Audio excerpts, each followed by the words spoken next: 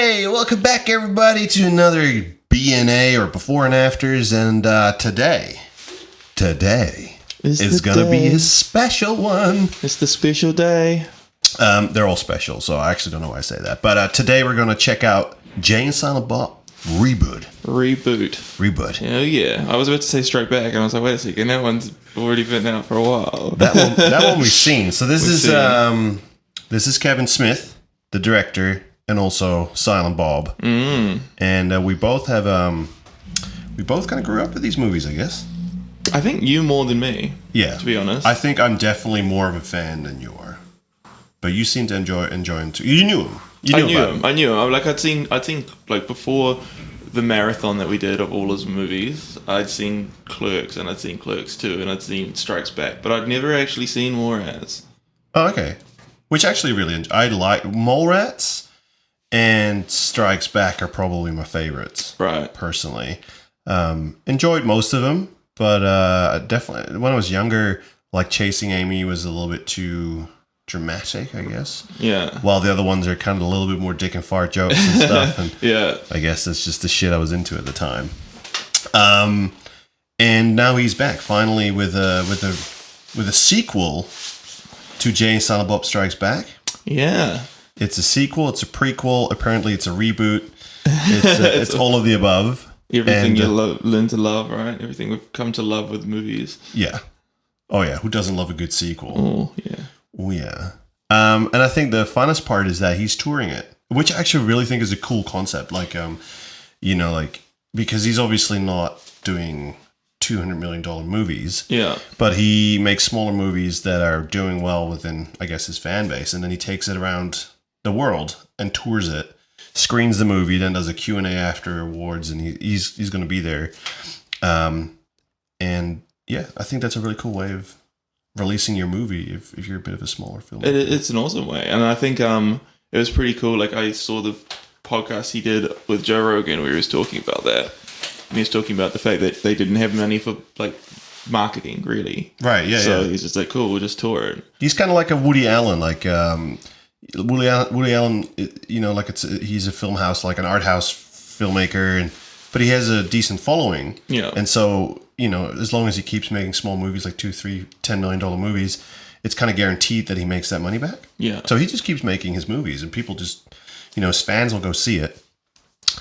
And I think it's a little bit similar with like Kevin Smith and his movies, and you know, like he's always going to have that solid fan base that he really caters towards. Yeah, like he knows what they want, and I guess he kind of wants the same thing, like because they love the movies that he makes, right? So right, yeah, and I think and I think one of the coolest part is that like he was a nerd before it was cool to be a nerd, right? Like he was a comic book geek, before comic books were, you know, like anything else but comics. And now they're obviously all movies and popular, but like this is kind of like what they said about, because he's being considered as one of the indie filmmakers from the 90s, like with Tarantino and guys like that, like from that kind of time. And he was making all these references to comic books and mostly Star Wars in movies like Clerks, way before that was ever cool, or right. people would even do that, you know? Yeah.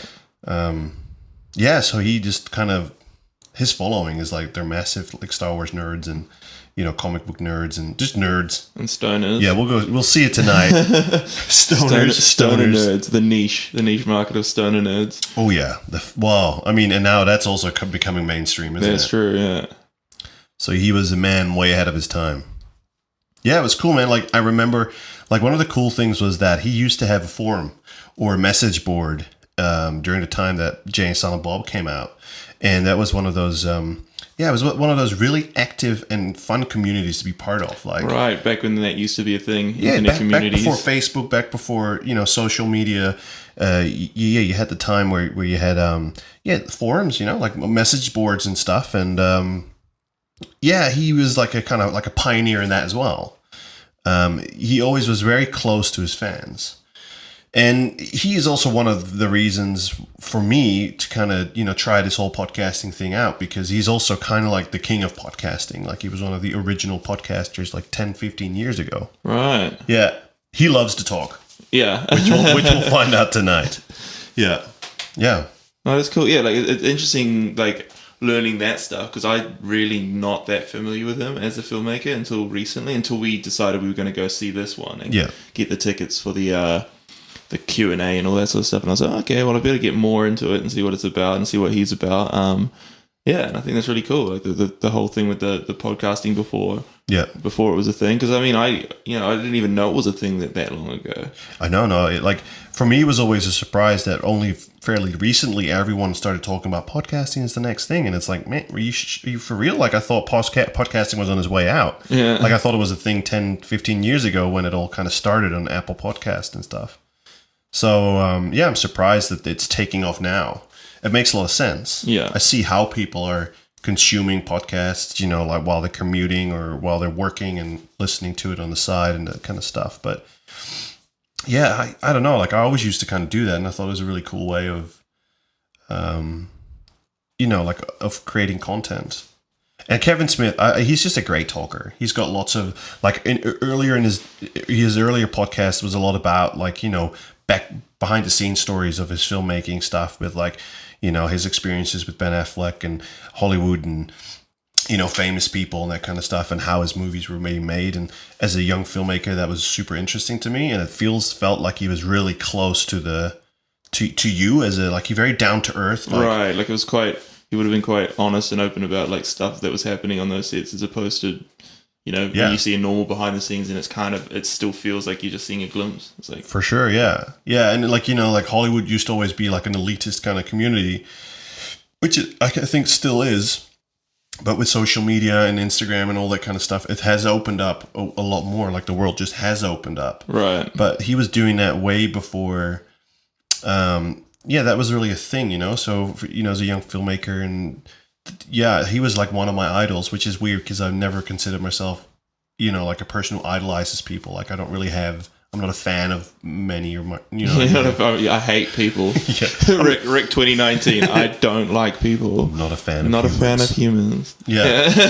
No, that's cool though. Yeah, no. So that's and I just really like his down to earthness. And then I used to listen forever to the Jay and Silent Bob Get Old podcast with him and Jay Muse, and it used to be really fucking funny because like Jay is obviously used to be a heroin addict and that kind of stuff, and wasn't always the brightest person in the room, and he has some great stories. So they always did a story about him doing drugs, and then a story about him having sex with a random person. Because that's what kind of the world he was in. Yeah, and they were always really fucking great, and like often quite relatable. Not that I've ever done heroin or just hook up with random people, but it's just like the shit that he gets into. It's like, oh yeah, like it's not that glamorous. If I did do heroin and hook up with random strangers, this is probably how it would go. I would probably suck dick for a little bit of heroin. Don't quote me on that, actually. Soundbite. Whoops. I edit this. I can cut this out. No, I'm going to find it. You're going to fucking grab my computer and just take it out? Yeah, I'm going to be sifting through the trash like a trash sifter. Okay, so like as a new converter, like a little bit, I guess you knew about him, but like having seen all the movies just recently, what are you thinking about the USQ universe and so the Jay and Silent Bob kind of universe? It's confusing. Yeah. Universe. Like I feel like it's not like it doesn't have. The continuity is like kind of broken in places, right? Like, which doesn't matter, but like, well, this is also way before universes existed, right? So I think there's just a few recurring characters like Banksy and played by Jason Lee, and but sometimes they also play a second character. Yeah, so that was because like in the two movies, two different movies, they played two different characters, and then. Right, so that's what I mean by I think like it confusing. was I'm not sure if he ever intended it to always be that way. Did he? I'm not sure. Well, I feel like the Jay and Silent Bob characters were always kind of like, right. Like who knows if that was his initial idea when he made Clerks, but I think those were always like meant to be the same people, right? But I think when he made his first or second movie with Jason Lee, Mallrats, and then his third movie when he was like he really wanted to work with him again and wrote him apart, that wasn't necessarily like Chasing Amy and Mallrats were quite different worlds. They didn't really overlap other than I guess Jay and Silent Bob if they're in them. I can actually not remember if they're in that movie. I'm sure they are. In which one? Chasing Amy. with Ben Affleck and they are in there because he says like the title comes from Jay, from Bob, Silent Bob. Yeah. But all the characters had no overlap with his other movies. So then once he did, Jay Silent Bob Reboot or like Strikes Back and like everything kind of came together, some of the characters played two roles and it did get confusing. Yeah. Yeah, shit. Okay, well, so I think this is going to be a late night. Yeah. Because Kevin talks a lot. We're going to see the movie, then a Q&A. Yeah. And our movie starts at 9:30, which we should probably leave soon. Yeah, because we want to get there early, get seats. Get early, because like the fans are fanatics. And they're going to claim all the good spots. Not if we get there first. Yeah, so I think we should... We'll hit them. We'll punch those motherfuckers. No violence, kids. Yeah, snoochie boochies. Fucking Jay, man. Oh, I'll say this. Like what bugs me a little bit is like Jay, like a really funny character, but over time, because he obviously got older, like he just changed, and he has, you can see that history in his life that he has been a drug addict, and then he had like massive jaw surgery and reconstructive surgery. And I just feel like he's kind of changed as a person. Like he's not quite the Jay that he was in the movies so much. Well, I mean, I haven't seen the trailer for the new one, so I don't know if like he comes off different in the actual trailer. Yeah. All right, I preloaded the trailer, so I think we should just kind of have a look-see. Let's do it. All right, you motherfuckers. I know you in there. Come out right now. Drop the motherfucking plan!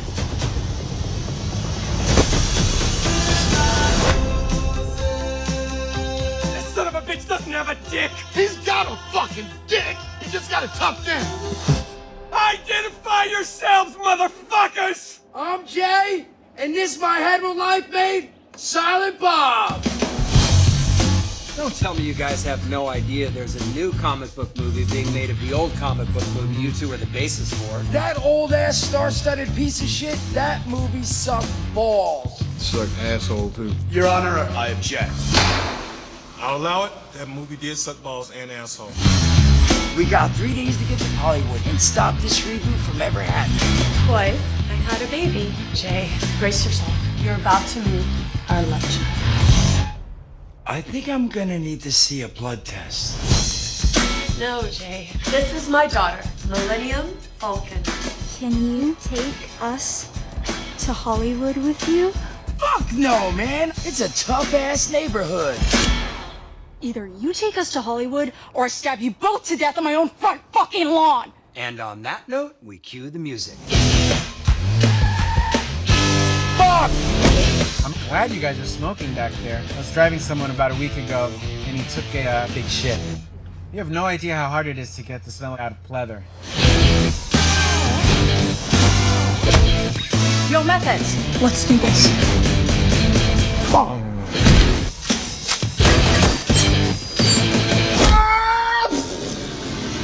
Yay!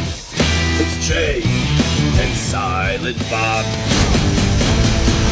I just found out I have a kid, but I don't know how to be a father. Anybody with cum can be a father, but only love can make you a dad.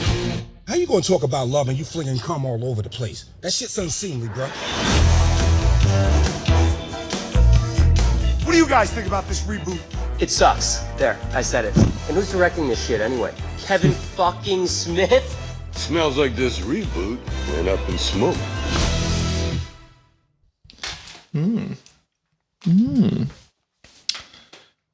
Yeah. Yeah, I mean, like, it's obviously a movie for the fans. It's such a fan service movie. Yeah, so I got all the cameos from all the like people that were funny, and the cameo, even they were cameos back in the old movie. I mean, it feels like everyone came back for this movie. Yeah. Kevin kept joking. He's like, he had a heart attack a year ago or something. It's like, everyone's back because I almost died. Yeah. They feel like they have to do it now because I might not be around. And I love the fact that he's just like, I'm super keen to capitalize. He's like, okay, I'll capitalize on that. Yeah, I mean, like, in a way, I also trust him. Like, I feel like the Jay and Silent Bob, like, another movie's been talked about for a long time, and he hasn't really made it. And so I feel like, you always hope that when things take a long time to kind of come together, that they had enough time to kind of, polish it. Right. I feel from the trailer, it's so hard to judge if it holds up as a really good movie. But I know I'm going to enjoy it anyway because I'm not even invested so much in his storytelling or like in his, like I'm just kind of invested in like it's part of my childhood. Right. Like I like the guy. Like it's just going to be funny. We're going to be amongst all of his biggest fans. He's going to do a Q&A. So I think the vibe in the theater is going to be really good. And I think this is a very specific kind of movie. Like, we talk about, we talk about Jojo Rabbit, and I think, that movie's going to be great for the majority of the people. Yeah. And I know that this is kind of like a movie, it's more for the niche. Right, like it's not going to win any awards ever or anything It's like that. not going to win any awards. Like most people will think it's dumb. Some kids will think it's funny because it's a stoner movie. And then there's lots of nerds that have grown up with these movies and they kind of love it. You know what I mean? Like, yeah. And when I say a lot, it's actually not that much. Like it's relatively a small percentage. But, Kevin Smith has been, in this industry for 25 years. You definitely notice that he's making his, he's been around, he's done his dues, like he's doing his thing. Yeah. He's writing stuff, he's doing, directing episodes for like Supergirl and that kind of stuff. So, like he is a name. Right. But not quite mainstream. Yeah, for sure. That being said, I'll give it 4 stars. 4? Yeah, fuck it. Yeah.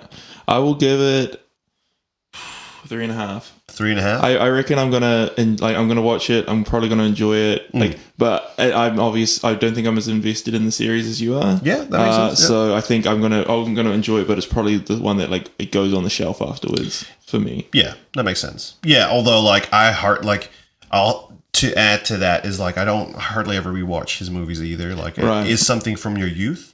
It was fun to rewatch it all for this movie. Yeah. And you hadn't seen a bunch of them, so for you, some of them fresh, but like they definitely do feel, like they're not very sophisticated movies. No. And I've seen them, and it is what you say, like you've seen it, and then you put it on the shelf, and you wouldn't buy the DVD, or you wouldn't buy the DVD or watch it again or something. Like did I say that to you before? I described the films that he does. His style is kind of like the old school 90s family movie, but it's not for families, but it's done in the same way. Like it has this sort of cheesy soundtracks. Like it could be a Home Alone for adults kind of thing. Yeah, I mean, and that comes back like it's not a movie made out of great refined taste. Yeah. Like there's there's a lot of references and throwbacks and certain reasons why there's over the top kind of music, but it does make it a little campy, maybe. That's the word I'm looking for. Yeah, like in that style of something like Home Alone or a movie like that, or like even Back to the Future in ways, like where it's these parts where like characters super overacted and stuff, and like, but normally those are run through for kids or like family movies, which with an emphasis on kids. But these are obviously sort of the same feel to me, but they're obviously not aimed at kids, so it's like a real interesting thing. Yeah. And it's also like Home Alone and Back to the Future. That was kind of the time for overacting. Like, that you look at the Batmans of that time. Everything is just really, dialed to 11. Like overacting, big projections of things, like crazy costumes. Like things are all a little bit over the top, and then over time things just kind of refine themselves a little bit. And with these kind of movies, maybe because it's fan servicing, and that's kind of like his style for these movies. But it is, you can see that the acting is like, whoa, like it's all very over the top. Yeah. Which is probably going to be fun.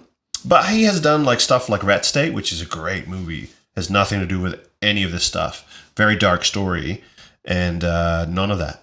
So it's very good acting and all that kind of stuff. So that tells me that he knows how to. It's a stylistic decision. Right, yeah. That's what I always felt that way about when I was watching those other ones, and I'm like, oh yeah, it seems like he loved those movies growing up, and he wanted to make those sort of movies, and so he did, but he just wanted to make them for adults. Yeah, and he became famous for it, or yeah. All right, 3.5 stars, 4 stars. Let's go in. We'll be back after the movie. Before. Where's your intro tune? Did you record it? I didn't record it. Oh, man. I know, I've been lazy. People want to hear this stuff. I'll get it done. Do sing it quickly. No, I'm shy and bashful.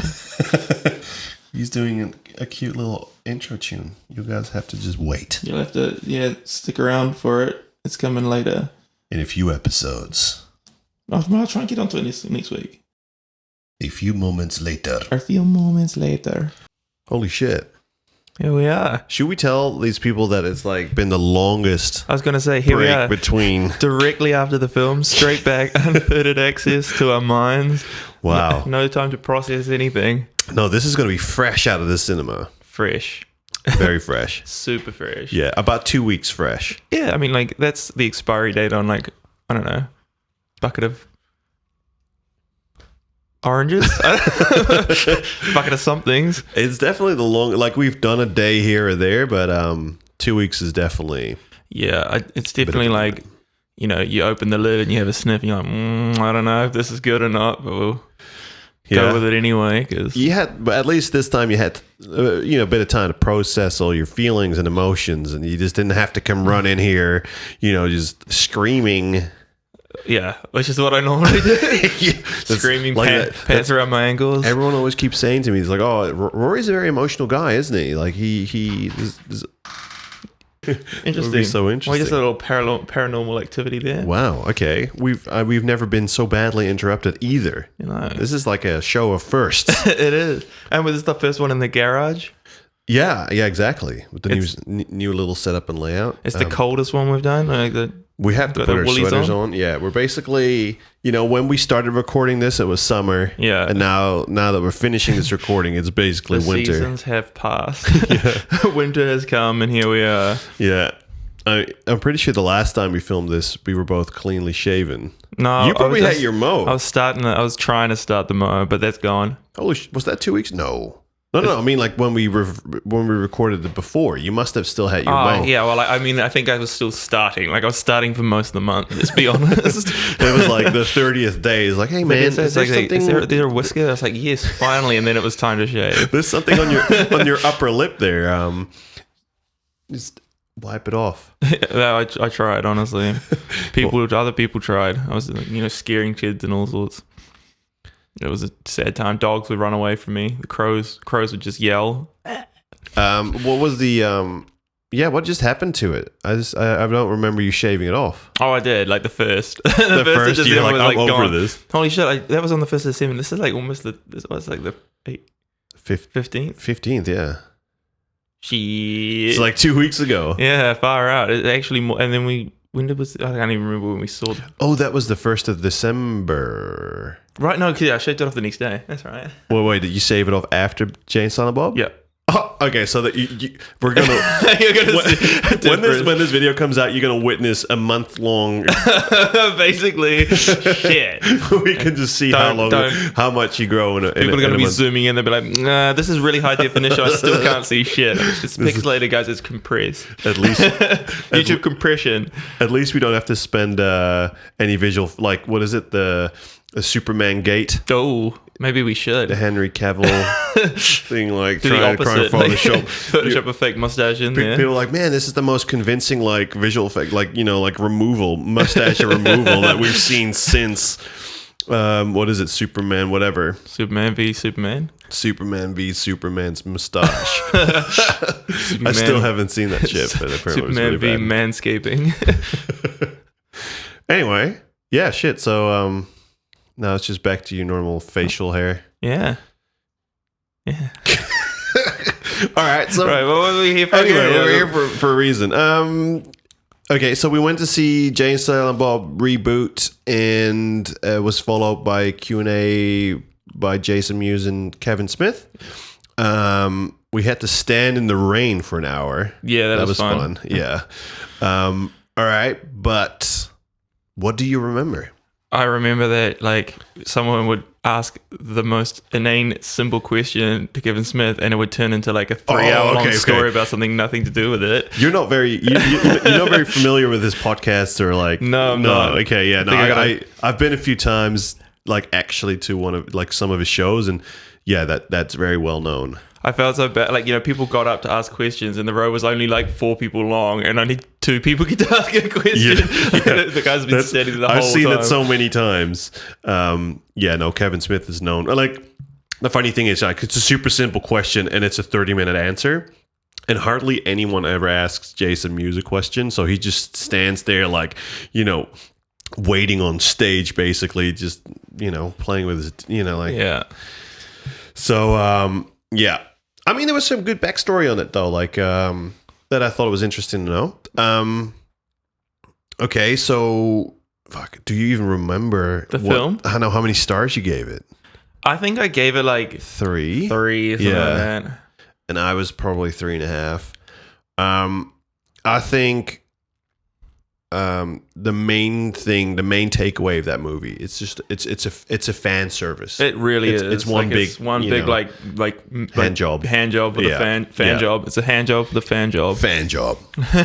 Yeah, I mean, sure. I mean, he doesn't shy away from it. It's clearly for him. It's like, I understand. Like, I mean, I feel like I'm 33 and I feel like I want some reunions, but like for him, this is basically one big reunion of all his, like, if you ask universe buddies. Movies. Yeah. For sure. Buddies. So, and he doesn't shy away from it. And that's really what it is. Like almost every big character gets a little part in the movie. So I think that was the biggest takeaway. And it wasn't necessarily bad. I mean, like, I feel like if you're new to his movies, like, I don't think, this movie. There's nothing for you if you're new to it. Like if you watch his early stuff and you like them, and you like the characters of Jay and Silent Bob, then you'll probably like this. If you watch the ones and you didn't like them, then you won't like this. And if you haven't watched them, then you'll be like, the fuck is going on? There's definitely nothing new there. Yeah. And I like the thing that he's like, when he starts the movie that he leads it in, it's like, like you'll be crying somewhere and it's like, come on, Kevin. Like at age 50, whatever, like you're just a very emotional man. Yeah. Like it was fine, but I mean, I know why he's crying. It's because it's like his best mate and his daughter, right? And his best mate's daughter, and it's like for me, it's like I don't have any emotional connection to them outside of these films, so I don't. Like, you'll probably get in the goosebumps of being like, look, I'm a bit proud daddy watching my like daughter like pretend to cry on screen. Right. And I'm just there's nothing emotional for her to be emotional about. So, but you know what though? Like that being said, I feel like I was surprised by Jason Mewes' acting performance. Like I was, like I've just been a bit skeptical. Like, I mean, I'm pretty sure we talked about it before, but like, he's just aged a lot. But I actually, I never thought he was an amazing actor. Like, I wouldn't see him win an Oscar. But I do feel that he definitely, exceeded my expectations. Like I thought he did a decent job as Jay. And actually his daughter wasn't bad either. Like I actually think like she was a good character in the movie. Like she Kevin did that Smith's well. Daughter? Yeah. His daughter. I don't really agree. I don't know. I always felt like her performances were kind of jarring. Like, because I felt like she was too emotional. Like she was getting really emotional about like subjects where I was like, I don't know, like I'm just not feeling it. I was just like, a lot of the times in those scenes where she was getting like really tearing up because I never knew my father. Right. And I was just like, what, really? Like, I mean, maybe I just don't connect to it, but I was just like, wow, you're going from being like a funny scene where you're kind of doing something silly to being like you're going for an Oscar, but it's not like, for me, it was like too much. It was over the top. Right. So like, I was like, yeah, I was kind of... Yeah, it's like when they were at the convention and they were saying goodbye and they split it up and it just became so emotional. Yeah, there's like lips quivering and tears running and I'm like, whoa. And like every word was like kind of like broken and I was like, you know what? Like maybe dial back the emotion a little bit. Like I get it. Like you wanted to make a little bit of emotion in the scene, but I feel like it's going too far. Yeah. As far as the performance and stuff, but I was there. Like there were a lot of good laughs. Like, it was good vibes, and like as I said, like you go in there with like we all paid decent coin to see that more than you would at a normal show, and so like a lot of all those people are diehard fans as well. Yeah, and so you just get really good vibes, which definitely makes it a more fun experience. And it is just like it's a fine, entertaining movie. There's just nothing really, like, you're not going to get anything new. Yeah. And as you said, like, if it's not something that you were into in the past, you're definitely not going to be into it now. And, like, ultimately, I don't even feel it's one of his best stuff by far. Like, I think if I look at the story, I was a little bit disappointed, especially by one, that it is such a fan service. Like, it's just like, like you're stretching really thinly here to get everyone in there, like Matt Damon, and like, it's like there was no place for Matt Damon to be in, so like they just cut out of the movie, have it fourth wall break. Hey, exactly, and it's kind of funny. Yeah, it's nothing, and especially if you know all his movies, it's kind of like it's a little chuckle. But like the movie, like it didn't add anything to the movie.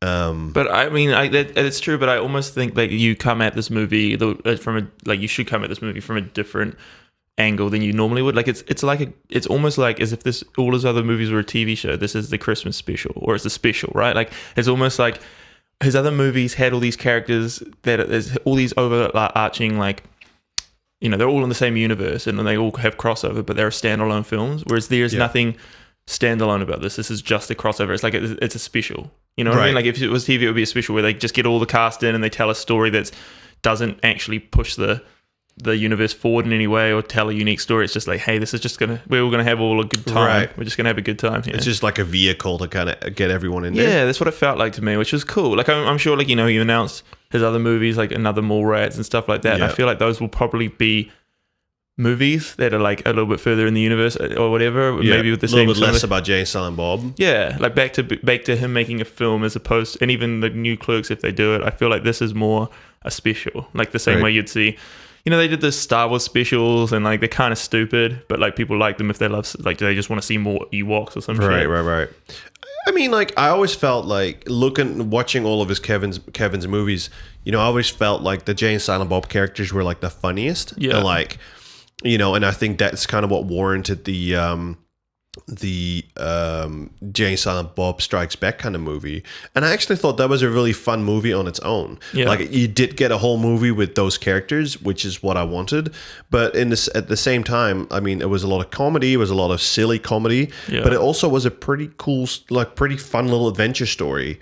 And that's kind of what I missed in this movie, to be honest. Like it basically was a copy of the first one, but then like what bugged me the most is that it just kind of goes crazy at the end. Yeah. Like the third act is just like, hey, you know what? Fuck it. Like we're not going to stop this movie from happening.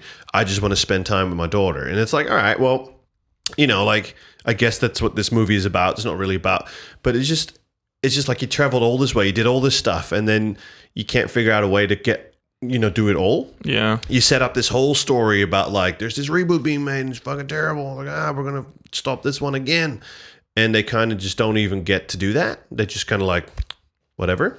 I guess in the end they do, but like they abandon it so easily. Yeah.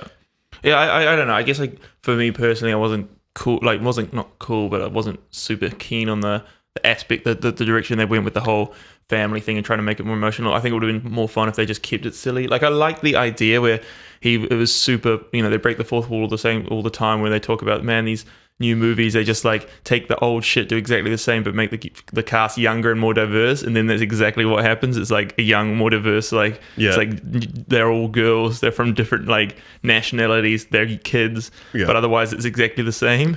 But like, and those jokes are funny until they, but then like it just doesn't really deliver. No, you know what I mean? So it's like there's the Chinese girl, and then the thing with the Russian spy. That's just like, I feel that was kind of like the thing. We were talking about like some of these directors don't really have, like the studios or something trying to tell them to like, hey, this is cut it back a little bit. And I felt that's what it was. It's like, what the fuck? Yeah. Why did it have to be a Russian spy? Right. Yeah. So, story wise, the whole third, like I actually enjoyed the whole first and second act. It was fine. It was fan service. It was kind of like a carbon copy of the first movie. Yeah. And I just also like Kevin Smith, so I'm happy to be there and support him and like. Oh yeah. But then the third act just kind of like was a little bit like, it was really? A little bit you would like think that you'd know better. The third act was a little bit like Saturday morning cartoon. Yeah, like just over the top, crazy, silly. So I was a little bit disappointed with that. So if it was 3.5 stars before, I had a really fun experience. I think everyone who is a Kevin Smith fan and followed his work, like, I mean, it's kind of like a no-brainer. Right. Like it is a little bit like, down memory lane. Yeah. So I guess you should just go see it. And it's like, it's a good way to, like, I think they're just cool people, like Jay and Kevin. I always respected what I've done. So, it makes a lot of sense to go see it. or either stream it or something. But I'd have to go down from a 3.5 to a 3. Yeah, I think I'd go 2.5. I think like for me, it's not like it's hard to say. Like I'm not saying 2.5 like it's like completely like a shit film. It's just like it's not really for me. Like I think like I probably wouldn't put myself as a big Kevin Smith fan to start with. Like I remember you enjoyed some of his movies and like had a laugh. But I had a laugh. Like I enjoyed the characters of Jay and Silent Bob. Yeah. Like I like. For his movies, it's probably I'm more likely to watch clips of them doing their things than to want to watch his full movies. Like this one here, you were saying like the final act was really kind of silly and over the top. Yeah, I kind of find a lot of his stuff isn't like enters that sort of cheesy. It's kind of silly. It's always kind of silly. Yeah, which is not. There's nothing wrong with that. It's just not for me. Yeah, but I still think that the third act kind of took it a few steps further. Yeah, like Mallrats was like. There was like, the story was the story, and then there was the silly plot to kind of, and it's all a little bit over the top and campy and stuff. But I felt this was so much next level with like, I'm not a Chinese girl that doesn't talk. I'm like a Russian spy, and it's like, what? Like I thought we were done with the Russians as well. But I mean, like that's for me. I found that for all the films. Like I think it might have been more at where. At one point, like Jay and Silent Bob are like running away from something, and then he uses like a grappling gun, and I'm like, what? Like for me, there was a lot of that, and like even the Strike Back where they like jump off the thing and then they're hanging on and like the guy the monkey with the monkeys hanging, and I'm like like it's like there's a lot of convenient plot devices that are just sucked in to push the story forward, which is just like it's like your old school cheesy movies. Like I think I said in the previous like in the before, like he does that sort of cheesy old school movies thing, and there's nothing wrong with that. It's just like it's not really my thing. Like I'll watch his films, but I probably like personally wouldn't watch them at the cinemas. Like if Mallrats or Clerks 2 came out, I'd probably. I guess I've never done that either, to be honest. Like I guess Clerks was out in the cinema when I was working at the cinema. Yeah, and everything before that. Yeah, I was probably not really into it until after the like those movies that come out in the cinema, and they didn't really make it over to the Netherlands, like early, like back in those days. And I get it. Like, I think this Kevin Smith is obviously a niche kind of like he makes some entertaining movies for some people, but in general, it's quite a niche market. Right, like because you say he's done some other series, like you said, Red. I don't think I've seen Red State. Yeah, Red State's pretty cool. What's the plot of Red State? Well, Red State is like a bunch of guys just they're driving around, and there's this girl that says like, "Hey, why don't you come over and hang out?" And then they come back to her trailer, and then the next thing they wake up like they're like in the basement, captured by this cult. Right, and they're basically going to sacrifice them because they're sinners and shit, and it's basically kind of like somewhat like based on the Phelps family and that kind of stuff. Right, and it's pretty it's pretty brutal. Like there's a few plots and twists that you don't see coming, or you normally don't have at the start of a movie or earlier on in the movie. Right. So yeah, and like a bit more action, a bit more violence, which is not kind of like a Kevin Smith thing. Right. But he actually did that really well. So to be honest, like I think that is probably artistically and quality wise one of his best movies personally. Well, I might have to check that because like I don't want to like it sounded really negative so far about this one, but like on the positive sides, like there were lots of funny jokes. Like when he was talking about, some that stood out was when he's like, I can't call you Lunchbox anymore because he's not fat. So he's like, I'm going to have to call you Snack Pack. And it's like little funny things like that. Or when the lawyer guy was representing them and then signing their shit away, and then he just walks around the corner of the bench and he sits down and now he's like prosecutor or whatever. And like against them, there's a lot of funny little one-liners in there. Yeah. And like they are funny and I did enjoy those. And there are a few little laugh out loud moments, but for me, it wasn't tied together well enough for me to want to watch it. It's a film. Yeah, I wouldn't call it cinema. Yeah, in the words of Martin Scorsese. Cinema, and it's fine. I think ultimately I'm okay with that because I think like I enjoy his movies. I think in Clerks I can definitely see his style. Like he has a style, right? And I can respect that as well. And then. As on a fan level, like obviously you're a lot less invested and you just see him as another filmmaker, I suppose. I just also kind of really dig his character, his personality outside of films. Right. his podcasting and just his involvement, like the way he kind of presents himself and what is normally a very closed off like Hollywood kind of system. Yeah, I always kind of really admired his candidness. Yeah, I respect that too. Like, it was cool listening to him. Really, when people ask us a question about the production at the end, and he really just answers that at the end of his like hour rant, but he gets really deep into like what they were doing, like when it comes to securing funding from studios, or like what they have to do in order to get actors down, and like when something doesn't work out, he's pretty happy to tell you exactly why, like whether it's pay disputes or like whether it's like clashes between people or like the production companies and financing and all that sort of stuff is really like, oh cool. Like, unless you're involved in that, like to the degree he is, it's not, you wouldn't really have the insight sometimes. Yeah, and he even told about like, it's the small things, like they were filming in New Orleans, and the last movie they were filming it in LA, and how much harder that already is to get people out, because like a lot of these actors live in LA, and it's for them super easy to pop in and do a little cameo or a small role and then go back and they're done. Like they spend half a day on set, and it's like it's for like a friend service, it's like easy, but now they have to fly out, stay there, fly back, like it becomes so much more involved. And it's just that's what the Q&As are kind of fun for. Like you get a few, like if he doesn't talk for too long, like there's a few nuggets of like interesting information there. Yeah. And we had the late show, which actually meant that he was able to go on. They were able to go on a little bit longer. I went again the next day, and I had the early show, and there's obviously a clear cutoff because the next people have to get in. Right. Okay. So that all felt a little bit more rushed. So you had 2 viewings. I did. Did you get any extra feelings on it the second time around? Not so much. Like I think I had it like, this is not a movie that is like it's a think, this doesn't make you think. Yeah. It doesn't take me a lot of effort or to kind of dissect the movie, and I felt straight away the whole plot twist where the Chinese girl is the Russian like spy. That kind of like, like put a big dent in my respect for the movie as a story. And then, but like, it's always fun to have it, the Q&A is going to be different questions being asked. And so that bit is fun. And I went to a bunch of his like talks back in Sydney. And I think at that point I just decided like, I don't do a lot of things. I don't really go to a lot of concerts or, other kind of viewings or shows. There's not a lot of stuff that I really feel like, oh, I need to see this live. But with him, I just had a really good time. I went to a show, a really good time, and I just kind of decided like every time he shows up, which is not that often, I'm just going to check out his stuff and just like listen to his stories. And I think it's in a way it's inspiring. So when he showed up and it was the next night he was there again, I was like, it's like, what's $50? It's like, I'll just go and check that out. So yeah.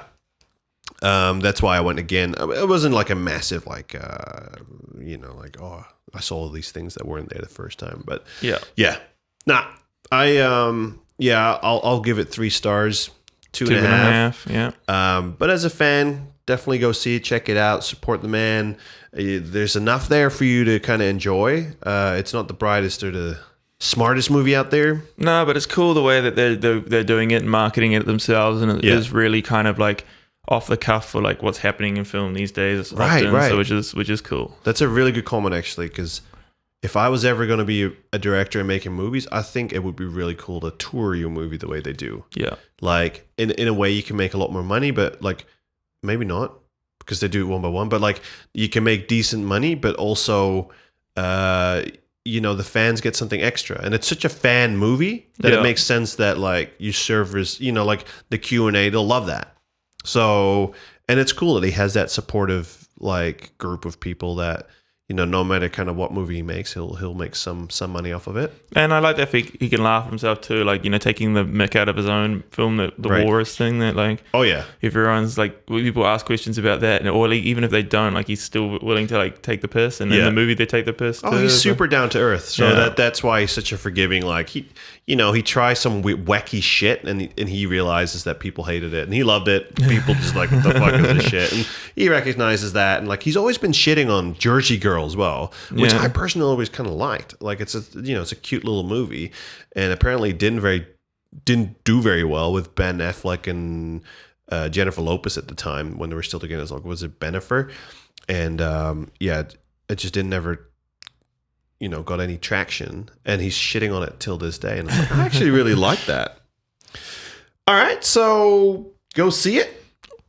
Yeah. Or don't see it. If you're a fan of his work, definitely go see it. It's fun. If you're into anything more, I guess if you're not a fan and don't know his work, it doesn't make sense to go see it. If he is, I don't know, like this is so late since we did this podcast, but if he is still touring that thing and he's in your town, I reckon it's a fun little night. It's worth it, like supporting like more